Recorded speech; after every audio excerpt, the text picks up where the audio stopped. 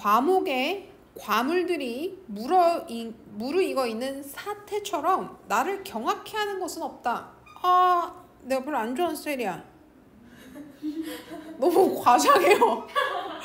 아니, 과일나무에 과일을 맺히는 게, 그리고 무르익어 가는 게 그게 사태야? 경악스러워? 근데 경악스럽대. 일부러 이렇게 표현한 거야. 응? 자, 사태라고 하는 애는 상태를 극적이고 과장되게 표현한 한자어예요. 근데 우리는 보통 과일나무에 과일이 열려서 걔가 무르익어 간다면 당연하게 생각하지. 근데 이 사람은 그 당연한 상태를 과장되게 극적이게 표현함으로써 우리한테 일종의 인식전환을 시키고 싶은 거야. 너네들이 당연하게 생각하는 것, 사실은 엄청나게 대단한 일인 거야. 이걸 얘기하고 싶은 거죠. 그래서 경악해 한대. 경악이라고 하는 것. 이것도 굉장히 극적이고 과장되게 표현한 거야. 그래서 막 경악스럽다라고 하고, 이게 뭐가 경악스러워? 과일나무에 과일이 익어가는 게? 그치? 근데 이 사람이 얘기하고자 하는 건 과일나무에 과일이 맺어서 익어가는 그 현상은 사실 너희들이 너무 당연하게 생각하지만 정말 대단한 일인 거야 라고 얘기해주고 있는 겁니다. 여기 보면 경악스럽다, 화자의 감정이 직접적으로 드러나는 부분이에요.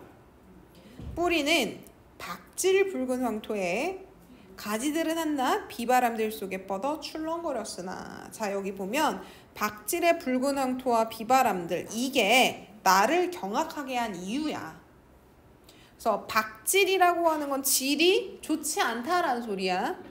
그래서 이 붉은 황토에 과일나무가 제대로 자란 것도 사실 의문스러운데 걔가 과일까지 맺어갖고 무르익히고 있으면 놀랄 법도 하죠. 비바람을 맞아갖고 가지들이 다 비바람 속에서 그에 출렁거렸었는데 그랬던 그 나무에 과물이 익어가면 경악스러울 만도 하지. 자, 이거는 어떻게 생각하시면 되냐면 우리는 그냥 과수원에 있는 과일나무 같은 걸 생각하니까가 문제인 거야. 자, 여러분들이 친구가 이게 무슨 체리나무래. 그리고 받아왔어. 냅뒀다? 물은 엄마가 줬나 뭐 했나 몰라. 근데 어느 날 봤더니 한여름에 체리나무에 체리가 익어가고 있어. 요만한 나무에. 내가 얘 흙도 신경 안 써줬고 엄마가 물을 줬는지 안 줬는지도 몰라. 그리고 심지어 우리 집 강아지나 고양이가 얘 시간 나면 물어 뜯었단 말이야. 얘 가지들을. 근데 얘가 열매를 맺었어. 그걸 딱 보면 뭐야? 이렇게 되는 거죠. 저기 박질의 붉은 황토나 비바람들은 과물을 무르익게 하는 데 있어서 시련입니다. 시련. 여기 붉은 황토라는 표현에서 색채어 쓰이고 있으니까 시각적 심상 자극되는 거 확인해 주시고요. 모든 것이 멸렬하는 가을을 가려 그는 홀로 황홀한 빛깔과 무게의 은총을 지니게 되는. 과목의 화물들이 무르익는 사태처럼 나를 경악해 하는 것은 없다. 자, 이 사람 생각에 가을은, 자, 가을하면 이미지가 어떤 게 있냐면 낙엽이 떨어지는 이미지가 있단 말이야.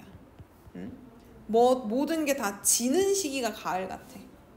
올 겨울을 대비해서 모든 걸 다 털어내고 다 떨어뜨리고 외롭고 쓸쓸한 시기가 가을이거든. 그래서 이 사람은 원래 가을이라는 시기는 모든 것이 멸렬해야 된다. 모든 것이 죄다 어떻게 돼야 돼?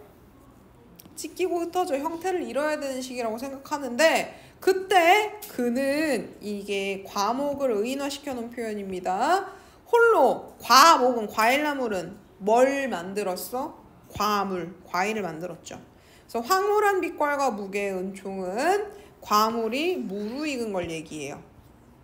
그래서 예쁜 빛깔로 무르익고 과일이 또 어느 정도 무게가 있어야지 과즙이라고 하는 게 튼실하게 들어있는 거죠. 그치? 그래서 과목이 과물들을 무르익게 하는, 그걸 뭐라고 표현했다? 은총이라고 표현했어. 그 지니게 되는 걸 나는 정말 그 사태가 경악스럽다는 거야. 가을은 원래 모든 것이 다 사라지고 지고 없어져야 되는 시기인데 그때 뭐가 나타나더라? 과물이 있더라. 그러니까 인생으로 따지면 가을은 언제쯤이냐면 이제 자식들을 탁 키워서 이제 자식들이 20대 되고 내 나이가 한 5, 60쯤 됐을 때야. 그럼 그때 내 인생은 사실 막바지가 온 것 같죠? 해왔던 모든 것들이 다 떨어져 나가는 시기 같은데 그때 내 삶을 이렇게 들여다보면 나는 과일에 해당되는 건 일종의 자식이라던가 혹은 삶에서 내가 느낄 수 있는 성장, 성숙 이런 것들이겠지. 내 인생에서 모든 것들이 이제 다 청춘은 갖고 떨어졌구나라고 생각하는 그 시기에 자식이 그만큼 성장해서 과일이 무르익는 혹은 아니면 내 영혼이 뭔가 성장하고 성숙하는 모습 그걸 보면 난 정말 경악스럽다는 거야. 여기 보시면 얘는 앞에 이련에 나온 내용이 그대로 들어가 있죠. 그래서 반복을 통해서 의미 강조하고 운율 형성해주고 있는 부분이야. 흔히 시를 잃고 저무는 한 해 그 가을에도 나는 이 과목의 기적 앞에 시력을 회복한다. 자, 그래서 가을이 되면 이 사람은요 시를 잘 못 쓴대. 이 시인은 가을이 되면 모든 게 막 다 떨어지고 무언가 아름다운 내용의 시를 쓰고 싶은데 분위기는 우중충하고 우울하고 쓸쓸하고 이래서 시를 잃고 한 해가 저물어가는 시기가 돼. 무기력해지는 시기가 돼. 부정적 상황이 되는데 나는 이 과목에 과물이 맺힌 것만 보면 다시 한번 시를 쓰고 싶은 힘이라고 하는 것이 회복된다는 거야.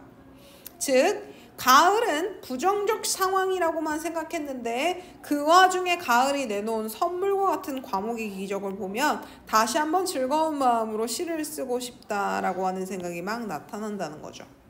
그래서 가을은 상실, 조락이라고 하는 건 떨어지다 라는 뜻입니다. 그걸 떠올리게 하는 배경인데 그 가을 부정적 상황 속에서도 과목이 무르익는, 과물을 무르익게 하는 그 기적 앞에서는 다시 한번 시력을 회복하고 삶에 대한 새로운 깨달음이야. 깨달음을 얻고 모든 것이 떨어지는 시기에도 과물은 익어가는구나. 그래서 새로운 인식이라고 하는 걸 발견해서 시를 다시 쓰고 싶은 마음이 막 생기는 거야. 그래서 화자는 자연의 섭리가 새삼스럽게 깨달아 생긴 섭리를 새삼스럽게 깨달아 생긴 긍정적 변화를 상징적으로 이렇게 시를 쓰려는 힘이 회복된다라고 표현해주고 있다. 자, 이 조금 볼게요. 과일나무에 과일이 열리고 익어가는 일상적이고 평범한 이 현상을 이 사람은 과목에 과물이 물어있는 사태라고 표현해. 그리고 경악스럽다라고 표현하죠. 그럼으로써 다소 과장된 한자어를 사용해 자연의 변화에 깃든 섭리에 대한 화자의 새삼스러운 인식과 정서 반응을 강조해주고 있다. 너네들 너무 평범하게 생각하는데 이 자연의 섭리를 잘 봐라. 이 모든 것이 떨어지는 가을에 제가 열매를 맺는 게 얼마나 긍정적인 일인 것인지. 자, 표현상 특징 보시면 반복을 통해서 강조하고 있어요. 그 다음에 색채어 사용해서 자, 박진의 황토가 지닌 속성을 시각적으로 자극해서 표현해주고 있죠. 그 다음에 과물을 황홀한 빛깔과 무지개 은총이라고 은유해놨었지? 그것처럼 생장이나 성숙과 같은 자연의 변화는 절대자의 섭리와 관련된다라는 인식을 떠올리게 한다. 자, 이 은총이라고 하는 건 누가 내려주는 거야? 절대자가 내려주는 거거든. 그치? 그래서 과물이 물어있는 건 사실 은총이다. 그래서 우리가 살면서 자연스럽게 생각하는 그 자연의 섭리는 사실 뭔 거야? 절대자가 우리에게 주는 선물과도 같은 존재인 거야. 그러니까 너무 당연하게 생각하지 마. 이렇게 긍정적인 걸 인생을 살아가다 보면 찾아야 나가야 돼. 이런 거지 뭐. 그치? 근데 이 은총은 누가 주는 거? 절대자가 주는 거. 자, 그 다음에 유추를 통한 주제 형상화가 일어난다. 자, 여기도 유추가 사용이 됩니다. 과목이 박진인 토양의 뿌리를 받고 비바람들의 가지가 출렁거리는 부정적인 조건 속에서 과물이라고 하는 것이 익어가죠. 인간사에서도 마찬가지라는 거야. 가을이라는 시기는 다 조락을 떠올리는 시기고 부정적 상황이지. 근데 그 부정적 상황 속에서도 우리는 뭘 생각할 수 있어? 시력을 회복하는 상황을 생각할 수 있어.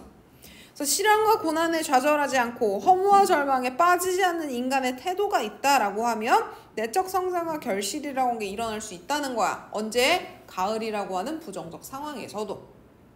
그래서 모든 것이 다 떨어져가는 시기에 과물이 기적을 일으키는 것처럼 과목이 기적을 이루는 것처럼 인간사에서도요 너무너무 힘들고 부정적이고 모든 게 다 떨어져 나가는 시기인데 그 와중에도 우리가 뭐 할 수 있다? 시력을 회복시킨다. 무언가 힘을 얻을 수 있다. 이런 얘기인 거야. 그래서 자연의 섭리를 인간사에 적용시켜서 확장시키고 있지. 이런 걸 유추라고 합니다. 한자어 사용 사태 경악. 얘는 무심히 지나쳤던 사물들에 대해서 우리가 새롭게 발견할 수 있도록 만들어주죠. 이게 그럴 정도의 일이야? 이게 경악스러울 정도의 일이야? 다시 한번 생각하게 하죠. 자연의 경이로움에 대한 경탄, 깨달음의 충격 이런 게 표현되고 있는 부분이다. 그래서 얘는 낯설게 이야기가 되는 거야. 우리가 당연히 생각했던 게 사실은 대단한 일이구나. 인식전환이 일어나게 하죠. 그 다음에 작품에 무게감을 더하게 돼요. 과일 나무에 과일이 익어가는 상태다. 너무 기쁘다. 이렇게 하면 작품에 무게감 있니? 없죠. 그 다음에 시상. 시상은 다른 말로 주제야, 주제. 심상은 이미지, 시상은 주제. 주제를 압축하여 보여준다. 무슨 얘기? 가을에 과물이 무르익다니 너무 커다란 일이다. 너무 행복한 일이다. 이런 주제를 저기서 강렬하게 한절 가지고 보여주고 있죠. 주제를 선명하게 전달하고 독자에게 신선한 충격과 감동을 주는 표현 쓸 수 있다. 뭐 이런 효과들은 당연한 것들이에요. 뭐 이상한 것만 쓰여 있지 않으면 다 맞는 건데 이게 중요하죠. 사태와 경악이 한자어구나. 자, 여기까지 질문. 이 시력이요.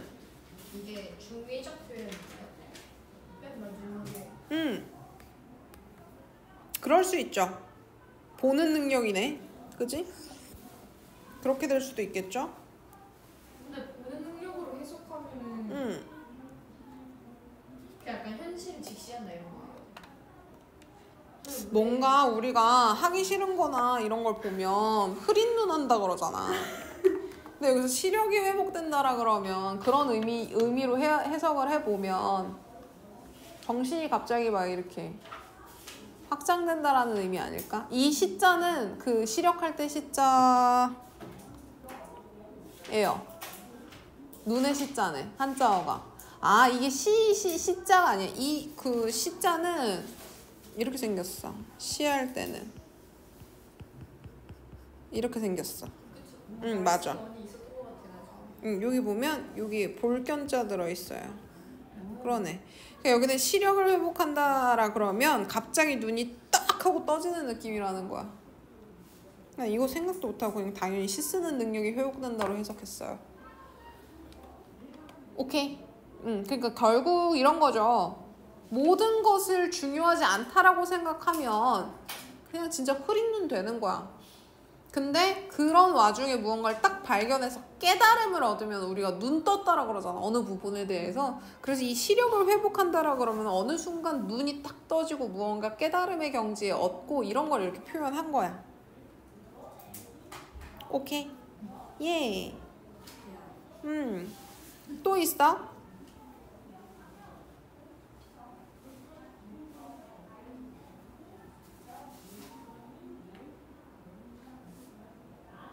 자, 그러면 여기까지 봅시다.